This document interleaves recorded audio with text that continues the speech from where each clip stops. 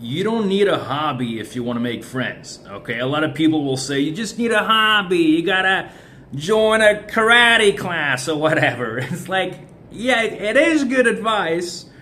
Starting a hobby can be great to make friends, and especially for men. Like a lot of men say that the way men make friends is that they participate in a group activity and that's how they bond. I think that's a little bit simplistic. It's true for some people. I think that's not enough. That's my opinion. But the thing is, you might start a hobby, join a class or whatever, go there every week, and then feel disappointed that you're not making friends, and maybe blame it on yourself, or maybe give up, because then you'll be like, oh, well, I did what they told me to do. I started a hobby. I joined this jiu-jitsu class, and I still don't have friends. I actually suspect Brazilian jiu-jitsu would be a great way to make friends. It just seems like, I mean, from what I heard, the guys are really super friendly there.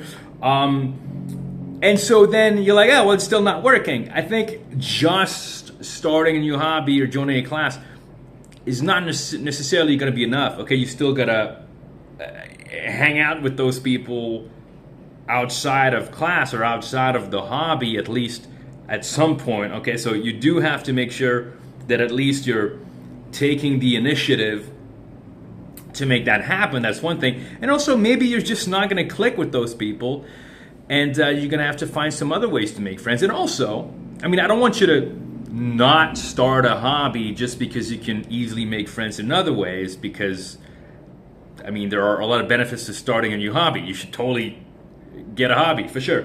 But you can make friends by literally just talking to people in public. And you might think, oh, that's crazy. People don't want to do that. I have plenty of videos on that. Please check them out. It's totally fine to talk to people in public. Most people are open to it. Some people will find it weird and will want you to leave, and it's not a big deal, okay? So that's one thing. You do have to talk to a lot of people for one of them to eventually become your friend, but it's one way to do it. You can become friends with people by joining other types of events, not necessarily start a hobby, but just like go to a weekly bar event. If you're in a big city, there's probably something on meetup.com, on Couchsurfing, on Eventbrite and whatnot. Just so many ways to find things to do. Okay, or just go to a comedy club by yourself, or just whatever.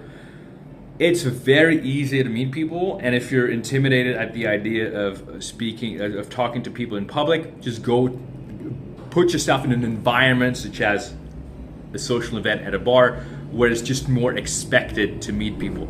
Another way to meet people is just like ask the people you know, and be like, hey, do you want to go get a drink and get coffee? Please bring more people. The more the merrier, It's just, people have this idea, like especially once you're 30 plus, the only way to make friends is just to go to a cooking class or whatever. It's good advice, but it's far from being the only way to make friends. It's just like go on a trip or something, whatever. It's just, making friends is way easier than you think it is. And to a lot of people, I think this, the idea of starting a hobby just seems like this big thing to do, even though it's not, and they might never do it, and then they never make friends because they think it's the only way, and it's just not, okay? So start a hobby anyway, but don't wait until you start a hobby to make friends, and don't rely exclusively on the hobby in order to make friends, even though shared group activities are a great way